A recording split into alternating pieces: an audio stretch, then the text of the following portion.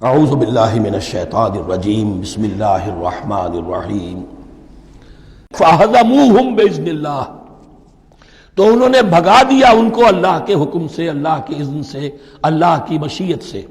وَقَتَلَ داود جالوت اور قتل کیا جالوت کو داود نے۔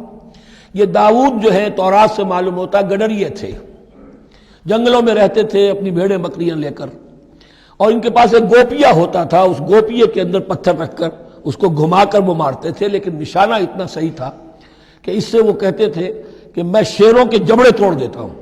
جب کبھی شیر آتے ہیں میرے بھیڑوں بکریوں کے گلوں پر حملے کے لیے، تو جب وہ آ گئے اتفاق سے، جب لشکر آمنے سامنے تھے، ادھر جالوت للکار رہا ہے آئے کوئی میرے مقابلے میں، ادھر سب کے سب سہمے کھڑے ہیں، کوئی آگے نہیں نکل رہا، تو حضرت حضرت داود آ گئے اتفاقاً۔ کہا معلوم ہوا کیا سچویشن ہے، یہ ہے کہ اچھا ٹھیک ہے، میں اس غیر مختون کا میں معاملہ کرتا ہوں، اس لیے کہ یہ ان کے یہاں سب سے بڑی گالی تھی۔ حضرت ابراہیم کی ملت میں ہے ختنہ، اور یہ جو کفار اور مشرک تھے ان کے ہاں ختنہ نہیں تھی، تو نامختون ہونا ان کے ہاں یہ سب سے بڑی گالی تھی۔ اس نامختون کا پھر جو ہے میں اس کو کیفر کردار تک پہنچاؤں گا، میرے پاس یہ گوپیا ہے، اب میں تو شیروں کے جبڑے توڑ دیا کرتا ہوں۔ انہوں نے پھر وہ پتھر رکھ کر اور گھمایا ہے، اور سیدھا وہ آنکھ کے سوراخ سے اس کے بھیجے کے اندر اتر گیا، اور اس طریقے سے قتل داود جالوت، داود نے جالوت کو قتل کیا، اور اللہ تعالیٰ نے پھر ان کو جو مراتب عطا کیے، وَآتَاهُ اللَّهُ الْمُلْكَ وَالْحِكْمَةَ وَعَلَّمَهُ مِمَّا يَشَاءُ۔ ایک تو یہ کہ طالوت علیہ السلام نے اپنی بیٹی کا نکاح ان سے کر دیا، داماد ہو گئے، اور پھر انہی کو وارث بنایا، یہ بادشاہ ہوئے۔ اللہ نے ان کو ہی ملک دیا، حکومت دی، بادشاہت دی، نبوت میں دی، یہ دونوں اعتبارات سے ان کو اللہ تعالیٰ نے سرفراز فرمایا۔ وَعَلَّمَهُ مِمَّا يَشَاءُ، اور پھر اسے سکھایا جو کچھ کہ اللہ نے چاہا۔ وَلَوْلَا دَفْعُ اللَّهِ النَّاسَ بَعْضَهُمْ بِبَعْضٍ، اور اگر اس طریقے سے اللہ ایک گروہ کو دوسرے کے ذریعے سے دفع نہ کرتا رہے، زمین میں فساد ہوتا ہے تو اللہ تعالیٰ کو شکل ایسی پیدا کرتا ہے کہ کسی اور گروہ کو سامنے لا کر مفسدوں کا خاتمہ کرتا ہے۔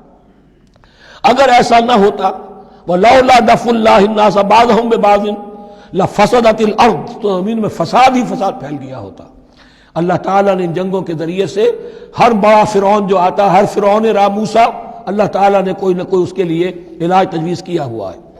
وَلَوْلَا دَفْعُ اللَّهِ النَّاسَ بَعْضَهُمْ بِبَعْضٍ لفسدت الارض ولكن اللہ ذو فضل علی العالمین، لیکن اللہ تعالیٰ تو تمام جہانوں پر بڑا فضل کرنے والا ہے۔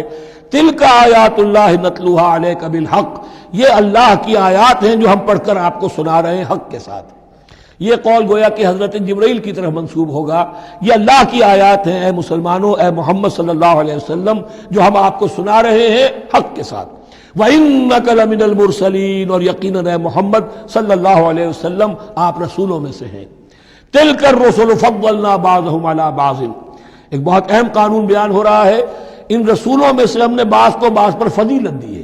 یہ میں پہلے بیان کر چکا ہوں کل، تفریق بین الرسل کفر ہے، تفضیل یہ قرآن سے ثابت ہے، کوئی افضل ہے اور کوئی مفضول ہے، کسی کو کسی اعتبار سے فضیلت ہے، کسی کو کسی اور اعتبار سے فضیلت، جزوی فضیلت ہے مختلف لوگوں کی ہو سکتی ہے، کلی فضیلت تمام انبیاء اور رسول پر محمد الرسول اللہ کو حاصل ہے۔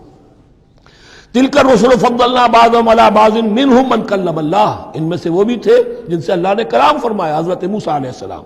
ورفع بعضهم درجات، اور بعضوں کے اور کسی اعتبار سے درجات بڑھا دیے۔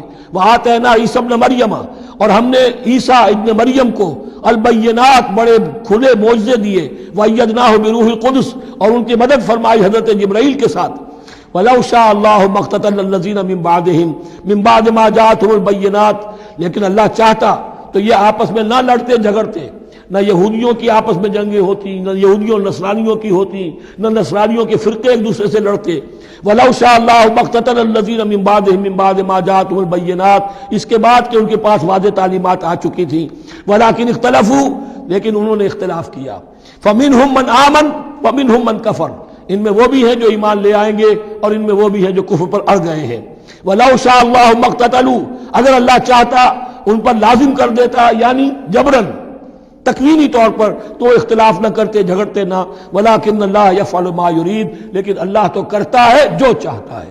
اللہ نے جو دنیا کو اس حکمت پر بنایا ہے کہ یہ دنیا کی زندگی آزمائش ہے، آزمائش کے لیے آزادی دی ہے، تو جو شخص غلط راستے پر جانا چاہے اسے آزادی ہے، جو صحیح راستے پر آنا چاہے اسے آزادی